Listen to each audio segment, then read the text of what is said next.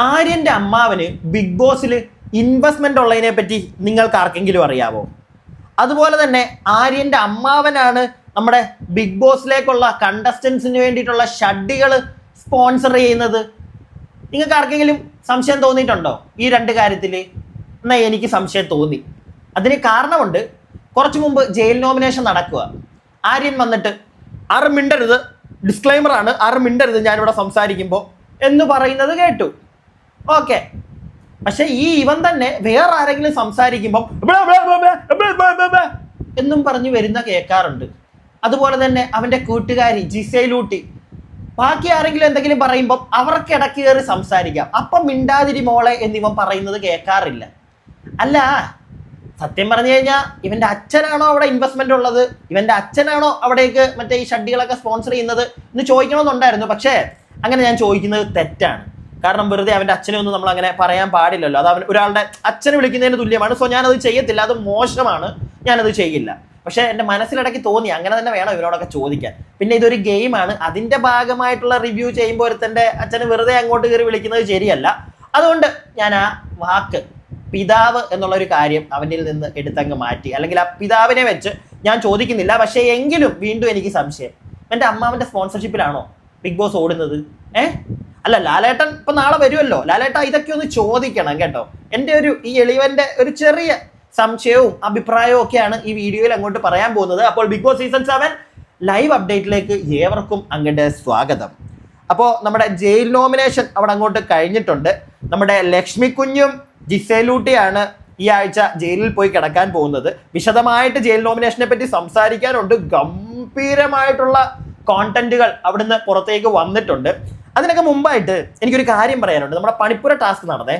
ഈ പണിപ്പുര ടാസ്ക് കഴിഞ്ഞ് ഇറങ്ങിയപ്പം ആര്യൻ ഒരു ഡയലോഗ് അടിക്കുന്നത് കേട്ടു. ലക്ഷറി ഫുഡ് ഐറ്റം ഒന്നും ഇവിടെ ആർക്കും ഞാൻ തരത്തില്ല, ലക്ഷറി ഫുഡ് ഐറ്റം ഒന്നും ഞാൻ ആർക്കും തരത്തില്ല എന്നൊക്കെ ഇവൻ പറയുന്നത് കേട്ടു. ഇതൊക്കെ കേൾക്കുമ്പോഴാണ് എനിക്ക് സംശയം തോന്നുന്നത്. അല്ല, ഇവന്റെ ആരുടെയെങ്കിലും ആണോ ബിഗ് ബോസ് ഹൗസ്? അല്ല, അവന്റെ ഒരു ആറ്റിറ്റ്യൂഡും അവന്റെ സംസാരവും കേൾക്കുമ്പോൾ എനിക്ക് അങ്ങനെയാ തോന്നുന്നത്. ഒരു ഗെയിം കളിക്കാൻ വന്നിരിക്കുന്നതല്ലേ, നാട്ടുകാർ ഇതൊക്കെ കാണുന്നു എന്നുള്ളൊരു ബോധം ഇവനില്ലേ? അതോ ഇവൻ മറ്റേ നെഗറ്റീവ് ഉണ്ടാക്കി അങ്ങോട്ട് പുറത്തേക്ക് വിട്ടാൽ ഒരുപാട് വോട്ട് കിട്ടും എന്ന് വിചാരിച്ചിട്ടാണോ ഈ മണ്ടൻ ഈ പരിപാടി കാണിക്കുന്നത്? എനിക്ക് അങ്ങനെ തന്നെ വിളിക്കണമെന്ന് തോന്നി ഇവനെ. മണ്ടത്തരവും പൊട്ടത്തരവും. പിന്നെ ആയിക്കോട്ടെ, അവൻ്റെ ഗെയിം, അവൻ്റെ ബ്രില്യൻസ് ആണെന്ന് ഇനിയിപ്പോൾ കുറേ പേര് പറയുകയാണെങ്കിൽ ഓക്കെ, ആയിക്കോട്ടെ. പക്ഷേ ഈ പണിപ്പുര ടാസ്കിനെ പറ്റി വേറൊരു കാര്യം പറയാനുണ്ട്. നമ്മുടെ ഷാനവാസിക്കൊക്കെ ഗംഭീര ഒരു മണ്ടത്തരം കാണിച്ചിട്ടുണ്ട്. കോയിൻ കൈ വെച്ചോണ്ടിരുന്നു, കൊടുത്തില്ല. കയ്യിലിരുന്ന കോയിൻസ് എനിക്ക് തോന്നുന്നു മസ്താനി, ഷാനവാസ്, പിന്നെ ആരായിരുന്നു, പിന്നെ ആരുടെയിലും ഒരാളുടെ ഉണീൽ, ഇവരുടെ കയ്യിലൊക്കെ കോയിൻ ഉണ്ടായിരുന്നു. ഏറ്റവും കൂടുതൽ ഷാനവാസിൻ്റെ കയ്യിലായിരുന്നു. ഷാനവാസ് അത് കൊടുത്തില്ല. എന്തിനാണ് ഷാനവാസിക്ക് ഇതെല്ലാം പിടിച്ചു വെച്ചിരുന്നതെന്ന് എനിക്ക് ഇപ്പോഴും മനസ്സിലാവുന്നില്ല. അതും കൂടെ കൊടുത്തായിരുന്നെങ്കിൽ കുറെ കൂടെ സാധനം കിട്ടിയേനെ, അത് വേറെ കാര്യം. അതിന്റെ പേരും പറഞ്ഞ് പുറത്ത് ഈ പണിപ്പുര ടാസ്ക് കഴിഞ്ഞപ്പം ചൊറിച്ചിൽ തുടങ്ങിയതാണ്. പക്ഷെ അതിൻ്റെ ഇടയ്ക്ക് ആരും പറയുന്ന വർത്താനങ്ങൾ, ഞാനൊരു കാര്യം പറയട്ടെ. ഈ ചില ആളുകൾ, ബിഗ് ബോസ് ഹൗസിലുള്ള ചില ആളുകളുടെ ആക്ടുകൾ, അത് ഇവർ പോലും മനസ്സിലാക്കുന്നില്ല ജനങ്ങളിലേക്ക് എത്രത്തോളം നെഗറ്റീവായിട്ടായിരിക്കും ചെല്ലുന്നതെന്ന്. മനസ്സിലായില്ലേ? അതിന് വ്യക്തമായിട്ടുള്ള ഒരു എക്സാമ്പിൾ നമുക്ക് ചൂണ്ടിക്കാണിക്കാൻ പറ്റുന്നതാണ് ആര്യൻ. എനിക്ക് തോന്നുന്നില്ല ആൾക്കാർക്ക് ഈ ആര്യൻ്റെ ഈ ആക്ടുകൾ, ഇവൻ്റെ ഈ പല കോപ്രായങ്ങൾ ഇഷ്ടപ്പെടുന്നുണ്ടെന്ന് എനിക്ക് തോന്നുന്നില്ല. എന്താണെങ്കിലും നമ്മുടെ പണിപ്പുര ടാസ്ക് അവിടെ കഴിയുന്നുണ്ട്. കുറച്ചൊക്കെ സാധനങ്ങൾ എടുത്തുകൊണ്ട് വരുന്നുണ്ട്. അതിനകത്ത് 1/2 കിലോ കൊഞ്ച്, 1 കിലോ ചിക്കൻ, ഇങ്ങനെയൊക്കെയാണ് കിട്ടിയത്. ഇതുകൊണ്ട് അവർ എന്നാ കാണിക്കുമെന്ന് എനിക്ക് അറിയത്തില്ല. എന്താണെങ്കിലും അതവിടെ കഴിഞ്ഞു. പിന്നെ നമ്മുടെ രാവിലെ ആക്ടിവിറ്റി ആ ഒരു ടൈമിൽ അനീഷയുടെ കുറേ കാര്യങ്ങൾ പറയുന്നുണ്ടായിരുന്നു കേട്ടോ. എനിക്കത് പറയാൻ പറ്റിയില്ല. വളരെ ബ്രില്യൻ്റ് ആയിട്ട് പ്രോപ്പറായിട്ട് ഗെയിം കളിക്കുന്ന ഒരാളാണ് അനീഷ് എന്ന് ഞാൻ പലതവണ പറഞ്ഞിട്ടുണ്ട്. ഇന്നും അനീഷ് അത് തെളിയിച്ചിട്ടുണ്ട്. ഓരോ ആൾക്കാരെയും പ്രോപ്പറായിട്ട് അനലൈസ് ചെയ്ത് അവരെ പറ്റി അനീഷ് ഇന്ന് രാവിലെ സംസാരിച്ചിട്ടുണ്ട്. അപ്പം എന്താണെങ്കിലും നമുക്ക് ജയിൽ നോമിനേഷനിലേക്ക് വരാം. ജയിൽ നോമിനേഷനിൽ എല്ലാവരും വന്ന് ആരെയൊക്കെ നോമിനേറ്റ് ചെയ്യുന്നു ഞാൻ അങ്ങോട്ട് പറയുന്നില്ല. പക്ഷേ 1-2 പേരെ ഞാൻ നോട്ടീസ് ചെയ്ത് വെച്ചിട്ടുണ്ട് അവർ പറഞ്ഞ കാര്യങ്ങൾ. അതുകൊണ്ടാണ് ഒണിയിൽ വന്നിട്ട് ലക്ഷ്മിയെ പറയുന്നുണ്ട്, ഉറപ്പായിട്ടും പറയുമല്ലോ. അപ്പം ഒണിയിൽ പറഞ്ഞത് വളരെ കറക്റ്റ് ആയിട്ടുള്ള പോയിന്റ്സ് ആണ്. ഒന്ന്, ഇന്നലെ കാണിച്ച ലക്ഷ്മിയുടെ ആ ഒരു കുന്തളിപ്പ്, അത് പോട്ടെ. അതല്ലാതെ ലക്ഷ്മി പ്രത്യേകിച്ച് വേറെ ഗെയിമൊന്നും അവിടെ കളിക്കുന്നില്ല. ലക്ഷ്മി ഇന്നലെ തന്നെ ആ സ്പോൺസർ ടാസ്കിൽ കയറി കളിച്ചിട്ട് കൂടെ ഉണ്ടായിരുന്ന ടീമിനെ തോപ്പിച്ച ഒരു ആളാണ് ലക്ഷ്മി. കളിക്കാൻ അറിയത്തില്ല, പാനിക്കായിപ്പോയി. ലക്ഷ്മിക്ക് ഇങ്ങനത്തെ പരിപാടികളൊന്നും പറ്റുമെന്ന് എനിക്ക് തോന്നുന്നില്ല. അതുപോലെ തന്നെ എനിക്ക് തോന്നുന്നു നൂറ, അത് ഞാൻ പറയാം. അപ്പം അങ്ങനെയുള്ള കുറച്ച് കാര്യങ്ങളാണ് നമ്മുടെ ഒണിയിൽ പറയുന്നത്. പറ്റത്തില്ല. പിന്നെ ആകെ അറിയാവുന്ന ആണുങ്ങളെ ചൊറിയുക, ആണുങ്ങളോടുള്ളൊരു ദേഷ്യം, ആണുങ്ങളെ ഇഷ്ടമല്ല ഈ സ്ത്രീക്ക്, അത് ഇവരുടെ ഉള്ളിലുണ്ട്, അത് പുറത്തേക്ക് വരുന്നുണ്ട്. അത് ഒണിയിലും പറയുന്നുണ്ട്. അക്ബർ, അടുത്ത അക്ബറാണ് വരുന്നത്. അക്ബർ വന്നിട്ട് അക്ബറും പറയുന്നുണ്ട്. അക്ബർ ജിസൈലിന്റെ പേര് ഫസ്റ്റ് പറഞ്ഞു കേട്ടോ. അത് സത്യം പറഞ്ഞാൽ പൊളിയായിരുന്നു. ഒരു പൊട്ടൽ നടന്നിട്ടുണ്ട്. ജിസൈൽ ആര്യൻ അക്ബറിന്റെ ഇടയ്ക്ക് ഒരു ഗിഡിങ് ഗിഡിങ് ഗിഡിങ് ഒരു പ്രശ്നം അങ്ങോട്ട് പൊട്ടിയിട്ടുണ്ട്. അപ്പം അക്ബർ ജിസൈലിന്റെ പേര് പറഞ്ഞിട്ട് പറയുന്ന മെയിൻ ഒരു കാര്യം, ഈ ബാത്റൂം ഒന്നും ക്ലീൻ ചെയ്യാൻ ജിസൈലിനെ കൊണ്ട് വയ്യ. ജിസൈൽ ക്ലീൻ ചെയ്തില്ല. പക്ഷെ ജിസൈലിന് പോയി വെസൽ ക്ലീൻ ചെയ്യുക. അപ്പൊ ബാത്റൂം ക്ലീൻ ചെയ്യാതിരിക്കുമ്പം ജിസൈൽ പറയുന്ന ഒരു ന്യായം എന്ന് പറഞ്ഞാൽ ജിസൈലിന്റെ കയ്യിൽ മുറിവുണ്ട്, അതിൽ വെള്ളം പറ്റും എന്നാണ് ജിസൈൽ പറയുന്നത്. ഓക്കെ, മനസ്സിലാക്കാം, നമുക്ക് മനസ്സിലാക്കാം. പക്ഷെ ആ ജിസൈലിന് വെസൽ ടീമിൽ പോയി, അല്ലെങ്കിൽ വെസൽ ഒക്കെ അല്ല പോട്ടെ, പാത്രം കഴുകാൻ പറ്റുന്നുണ്ട്. മനസ്സിലായില്ലേ? കിടന്ന് ഉരുളുണ്ടല്ലോ അല്ലേ? അപ്പം പാത്രം കഴുകാൻ പറ്റുന്നുണ്ട്. അതും ജിസൈലിന്റെ മാത്രം പാത്രമല്ല, ആര്യന്റെ, നെവിന്റെ ഒക്കെ പാത്രം അങ്ങോട്ട് കഴുകി കൊടുക്കാം. ഈ പാത്രം കഴുകുമ്പോഴും സത്യം പറഞ്ഞാൽ നമ്മുടെ കയ്യിലൊക്കെ വെള്ളം ആവത്തില്ല. ജിസൈലിന്റെ എനിക്ക് തോന്നുന്നു ഏകദേശം ഈ ഭാഗത്തെങ്ങാണ്ടായിട്ടല്ലേ മുറിവ്. അപ്പൊ അവിടെയൊക്കെ ചിലപ്പോൾ വെള്ളം തെറിച്ച് വീഴാനുള്ള സാധ്യതയുണ്ട്. അത്രയ്ക്കും ഒക്കെ കക്കൂസ് ക്ലീൻ ചെയ്യുമ്പോൾ ഇവരെന്താ കക്കൂസ് മറ്റേ വെള്ളം എടുത്ത് തലവഴി ഒഴിച്ചിട്ടാണോ കക്കൂസ് ക്ലീൻ ചെയ്യുന്നത്? എനിക്കറിയാൻ പാടില്ല. വെള്ളം വീഴുമായിരിക്കും, ഇല്ലെന്നൊന്നും ഞാൻ പറയുന്നില്ല. പക്ഷെ പാത്രം കഴുകുമ്പോൾ വീഴുന്ന വെള്ളമൊക്കെ തന്നെ കക്കൂസ് കഴിയുമ്പോഴും വീഴും. ഇത് കക്കൂസ് കഴുകാൻ വയ്യ, അതിന്റെ പേരിലാണ് നമ്മുടെ അക്ബർ അങ്ങോട്ട് നോമിനേറ്റ് ചെയ്യുന്നത്. ജിസൈലിനെ അങ്ങോട്ട് പിടിക്കുന്നില്ല. ജിസൈൽ എണീറ്റ് പറയുന്നുണ്ട്, പ്ലീസ് ഇപ്പൊ എന്താ പ്ലേറ്റ് കഴുകുമ്പോൾ അത്രയും വെള്ളം വീഴില്ല, കുക്കൂസ് കഴുകുമ്പോൾ അത്രയും വെള്ളം വീഴും എന്നൊക്കെ ജിസൈൽ പറയുന്നുണ്ട്. എന്താണെങ്കിലും ജിസൈലും നമ്മുടെ ലക്ഷ്മിയും കൂടെയാണ് അകത്തോട്ട് പോയിരിക്കുന്നത് കേട്ടോ. ജയിൽ നോമിനേറ്റ് ഒരുപാട് പേര് ജിസൈലിനെ നോമിനേറ്റ് ചെയ്തു. ജിസൈലിന് അതങ്ങോട്ട് മനസ്സ് തകർന്നു പോയിട്ടുണ്ട് ജിസൈൽ അതൊന്നും പ്രതീക്ഷിക്കുന്നില്ല. അപ്പൊ എന്താണെങ്കിലും അക്ബർ ജിസൈലിനെ പറയുന്നു. അതിനുശേഷം ലക്ഷ്മിയുടെ പേരാണ് പറയുന്നത്. ലക്ഷ്മിക്ക് 14 വോട്ടും കണ്ടുണ്ട്. എല്ലാവരും ലക്ഷ്മിയെ തള്ളി. അതിപ്പോൾ നാളെ ലാലേട്ടൻ വരുമ്പോൾ വറുത്ത് കീറുമ്പോഴത്തേക്ക് ലക്ഷ്മിക്ക് മനസ്സിലാവും എന്തൊക്കെയാണ് പുറത്ത് ജനങ്ങളുടെ ഒരു സാധനം ഉള്ളതെന്ന്. നാളെ ലാലേട്ടൻ സംസാരിക്കുമ്പോൾ ലക്ഷ്മിക്ക് മനസ്സിലാവും. മനസ്സിലാക്കിയാൽ ലക്ഷ്മിക്ക് കൊള്ളാം. അപ്പോൾ എന്താണെങ്കിലും ലക്ഷ്മിയുടെ പേര് പറഞ്ഞിട്ട് പറയുന്നുണ്ട്. ഉള്ളിയുടെ കാര്യം, തക്കാളിയുടെ കാര്യം, ഇങ്ങനത്തെ പ്രശ്നങ്ങളൊക്കെ ലക്ഷ്മി ഉണ്ടാക്കുന്നുണ്ട്. ചെറിയ ചെറിയ അങ്ങനത്തെ സാധനങ്ങൾ. ഇല്ലെങ്കിൽ പിന്നെ ലക്ഷ്മി ഉണ്ടാക്കുന്ന കണ്ടന്റ് എന്ന് പറഞ്ഞു കഴിഞ്ഞാൽ കയറി പിടിച്ചു ഈ സാധനമാണെന്നാണ് അക്ബർ പറയുന്നത്. അതായത് പുരുഷ വിരോധം അതങ്ങോട്ട് അഴിച്ചു വിടുകയാണ്, പുരുഷന്മാരെ നാറ്റിക്കുക. ഈ ഒരു മെന്റാലിറ്റിയോടാണ് ഈ സ്ത്രീ വന്നിരിക്കുന്നത് എന്ന് പറയുന്നുണ്ട്. എനിക്ക് തോന്നുന്നു അക്ബറിന് ശേഷം അനുമോളൊക്കെ വരുന്നുണ്ട്. അനുമോൾ ലക്ഷ്മിയുടെയും ജിസൈലിന്റെയും പേരാണ് പറയുന്നത്. പിന്നെ നൂറ വന്നിട്ട് നെവിന്റെ പേര് പറയുന്നുണ്ട്. പിന്നെ ലക്ഷ്മിയുടെ ഈ നെവിന്റെ പേര് പറഞ്ഞപ്പം പ്രോപ്പർ ആയിട്ടൊരു കാര്യം നമ്മുടെ നൂറ പറഞ്ഞു. അതായത് ബാത്റൂം കഴുകാനൊന്നും നെവിനെ കൊണ്ട് പറ്റത്തില്ല. നെവിൻ പറയുന്നത് this is not my lifestyle. ഏത് നിങ്ങൾക്ക് മനസ്സിലാവുന്നുണ്ടോ വല്ലോ? കഴിഞ്ഞ സീസണിൽ ഒരാളുണ്ടായിരുന്നല്ലോ, ജാൻമണി.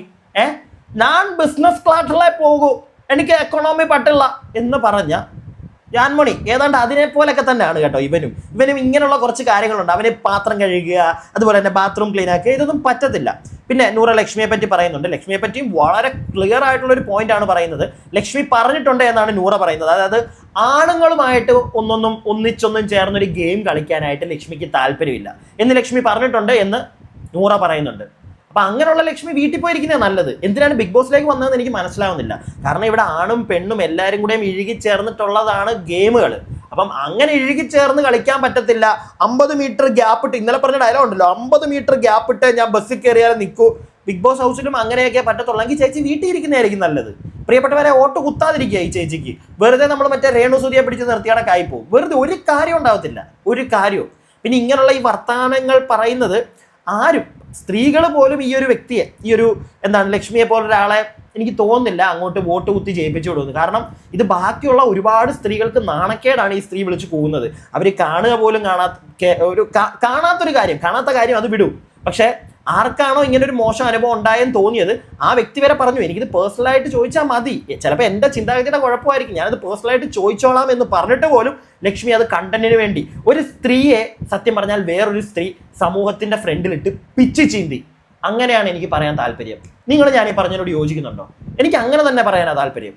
അതാണ് ചെയ്തത്. ഒരു സ്ത്രീയെ മാത്രമല്ല, അതിന്റെ കൂട്ടത്തിലൊരു പാവം പുരുഷനെ, ഒനീലിനെയൊക്കെ പോയിട്ട്. ഇപ്പൊ പോട്ടെ, എന്താണെങ്കിലും നൂറ നൈസായിട്ടുള്ള പോയിന്റ്സ് പറയുന്നുണ്ട്. പിന്നെ നമ്മുടെ മസ്താനിയും ലക്ഷ്മിയും അങ്ങോട്ടും ഇങ്ങോട്ടും നോമിനേറ്റ് ചെയ്തിട്ടുണ്ട് കേട്ടോ. രണ്ടുപേരും അങ്ങോട്ടും ഇങ്ങോട്ടും നോമിനേറ്റ് ചെയ്തിട്ടുണ്ട്. അപ്പം എനിക്കൊന്ന് മസ്താനി പറയുന്ന പോയിന്റ് ഇതാണ്, ഞാൻ പേഴ്സണലായിട്ട് ചോദിക്കാമെന്ന കാര്യം ഇവള് വലിയ കണ്ടന്റ് ആക്കി, അതൊന്നും യോജിക്കുന്നില്ല എന്നൊക്കെ മസ്താനി പറയുന്നുണ്ട്. പറഞ്ഞതിന് ശേഷം രണ്ടുപേരും ഒന്നിച്ചാണ് ഇരിക്കുന്നത്. രണ്ടുപേരും ഇങ്ങനെ തന്നെ ആയിരിക്കും. പക്ഷെ ഇവരുടെ ഇടയ്ക്ക് ഒരു ചെറിയ വിള്ളലെന്നൊന്നും പറയുന്നില്ല. അത് രണ്ടുപേരും പറഞ്ഞ് മനസ്സിലാക്കി അവിടെ മുന്നോട്ട് പോകുന്നുണ്ട്. ഇതെല്ലാം കഴിയുമ്പോഴാണ് നമ്മുടെ ആര്യൻ വരുന്നത്. ആര്യൻ്റെ പേര് പറയുമ്പോഴേ ഇക്കിള് വരുന്നത്. ആര്യൻ വന്നിട്ട് വലിയ ഡയലോഗാണ്, ആരും മിണ്ടരുത്, ഡിസ്ക്ലൈമർ, ഞാൻ തുടക്കത്തിലേ പറയാണ്, ഡിസ്ക്ലൈമർ, ആരും മിണ്ടരുത്, എനിക്ക് പറയാനുള്ള എല്ലാം നിങ്ങൾ അങ്ങോട്ട് കേട്ടാൽ മതി, ഇടയ്ക്ക് കയറരുത്. ഇവനിത് പറയാൻ എന്ത് യോഗ്യതയാണെന്ന് ഞാൻ ആലോചിച്ചു. ഒരാളെ മര്യാദയ്ക്ക് സംസാരിക്കാൻ ഇവൻ സമ്മതിക്കാറില്ല. അവനാണ് വന്നിട്ട് പറയുന്നത് മിണ്ടരുത് നിങ്ങളാരും.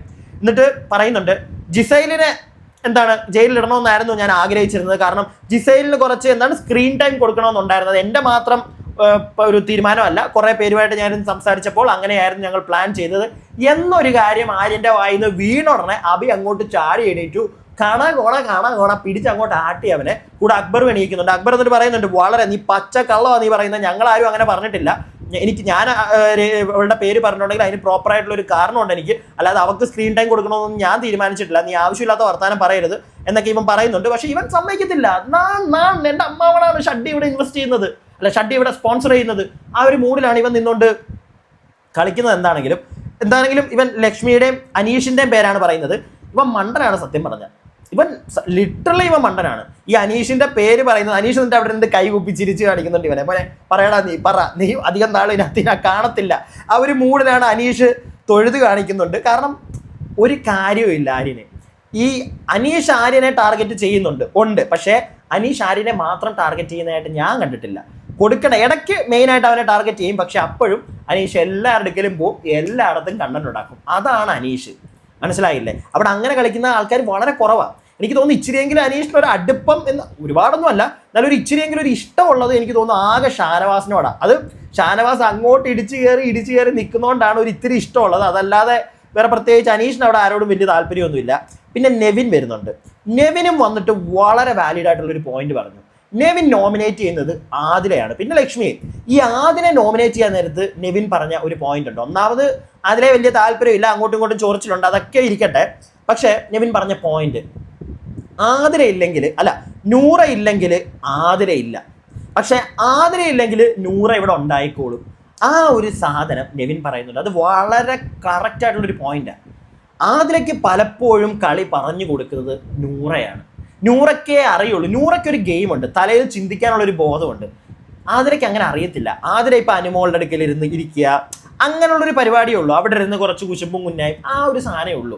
അതല്ലാതെ ഗെയിമിനെ ഗെയിമായിട്ട് കണ്ട് ചിന്തിക്കാനും മറ്റുള്ളവരുടെ മൈൻഡ് റീഡ് ചെയ്ത് കളിക്കാനും നൂറയ്ക്കേ പറ്റൂ. ആതില പോയാലും നൂറ അവിടെ തുടരും, നല്ല രീതിയിൽ തന്നെ തുടരാൻ പറ്റും. പിന്നെ ഇവർ തമ്മിലുള്ള ഒരു ഇമോഷണൽ കണക്ഷൻ ഉണ്ട്. അതിനിയും ബ്രേക്കായി ഒരാളില്ലാത്തതുകൊണ്ട് ചിലപ്പോൾ ഡൗൺ ആയി പോയാലേ ഉള്ളൂ നൂറ.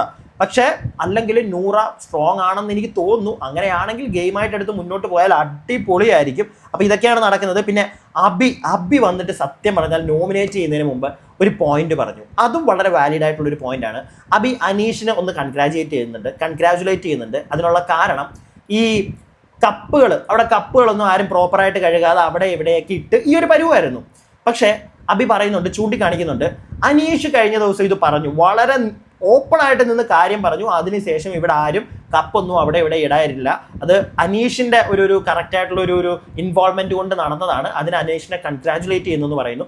വല്ലപ്പോഴുമാണ് ആരെങ്കിലും ഒരാൾ അനീഷിനെ ഒന്ന് കൺഗ്രാജുലേറ്റ് ചെയ്യുന്നത്. അനീഷിനത് കേൾക്കുമ്പോൾ ഭയങ്കര സന്തോഷമൊക്കെ ഉണ്ട്. പക്ഷേ പുള്ളിക്കത് ആവശ്യമില്ലടോ. പുള്ളി തന്നെ പുള്ളിയെ ബൂസ്റ്റ് ചെയ്യേണ്ട സമയത്ത് ബൂസ്റ്റ് ചെയ്യുന്നുണ്ട്. പ്രത്യേകിച്ച് ഇന്നത്തെ ആ മോർണിംഗ് ആക്ടിവിറ്റി ടൈമിൽ പുള്ളി ജിസൈലിനോ ആര്യനൊന്നും എന്നെ ഇഷ്ടമല്ല, പക്ഷെ അത് കുഴപ്പമില്ല എന്നുള്ള രീതിയിൽ സംസാരിക്കുന്നുണ്ട്.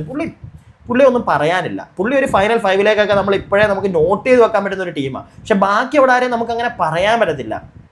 പിന്നെ എനിക്ക് തോന്നുന്നു ക്യാപ്റ്റൻസിയെ പറ്റി ഞാൻ കഴിഞ്ഞ വീഡിയോയിൽ സംസാരിച്ചായിരുന്നു. ജിഷനാണ് ഏറ്റവും കൂടുതൽ വോട്ട് കിട്ടിയിരിക്കുന്നത്.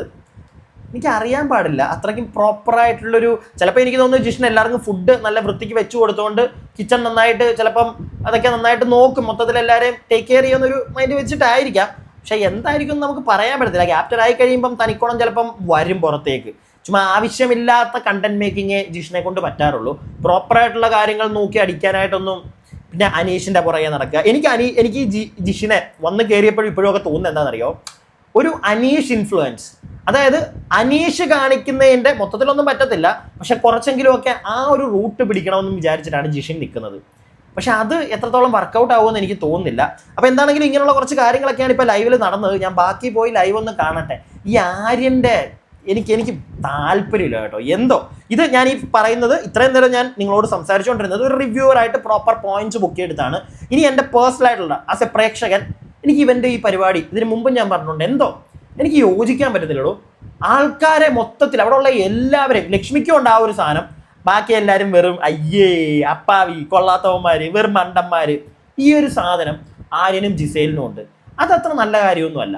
എല്ലാവരും ഗെയിമേഴ്സാണ്, എല്ലാവരും ഇവിടെ ഗെയിം കളിക്കാൻ വന്നതാണ്, എല്ലാവർക്കും മൂലയുണ്ട് എന്നുള്ളൊരു സാധനം ഇടയ്ക്കെങ്കിലും ഒന്ന് ആലോചിക്കുന്നത് നല്ലതാണ്. പിന്നെ മസ്താനിയൊക്കെ എനിക്ക് ഒന്നും പറയാനില്ല. പ്രോപ്പറായിട്ടുള്ളൊരു ഗെയിം ഒന്നും മസ്താനിക്കില്ല, എനിക്ക് തോന്നിയിട്ടില്ല. അനീഷിനെയൊക്കെ മാറ്റി നിർത്തിയിരിക്കുന്നത് ആകെ അറിയാം. അനീഷിൻ്റെ അടുക്ക പോയി കഴിഞ്ഞാൽ ഒട്ടിച്ച് വിടും എന്നുള്ളൊരു സാധനം അറിയാവുന്നതുകൊണ്ട്, ഇല്ലെങ്കിൽ പുള്ളിക്ക് കണ്ടന്റ് കിട്ടുമെന്ന് അറിയാവുന്നതുകൊണ്ട് അങ്ങോട്ട് ചെല്ലുന്നില്ല.